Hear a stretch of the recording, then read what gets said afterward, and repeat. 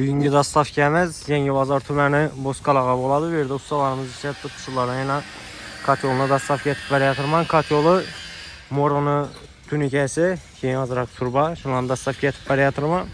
Bu da qalasa buna bugün ustanovka etib işə düşürüb elədilər. Bu işə düşürüb toluq videosunu ham şu YouTube kanala koyup paramız neçə son oldu, neçəli vəc getdi. Əmməsini şu videoda aytamızda. Bu kat yolumuz 35 kW'lık 350 kvadrata möncəllənən kat yol. Bunu ütüklüyünü yatıb tayarlap verdik. Kime şunun kat yola gerek olsa tayarlanlı içi xaletdə yine sıyxımızda var.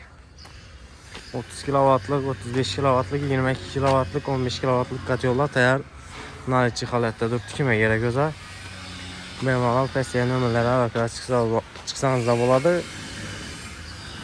Atapliğine de sularımızdan fişet tuttu. Atapliğine çıksın gerek olsa adam şu videonu pesleyen ömürleri arkadaş çıksanız da boladı.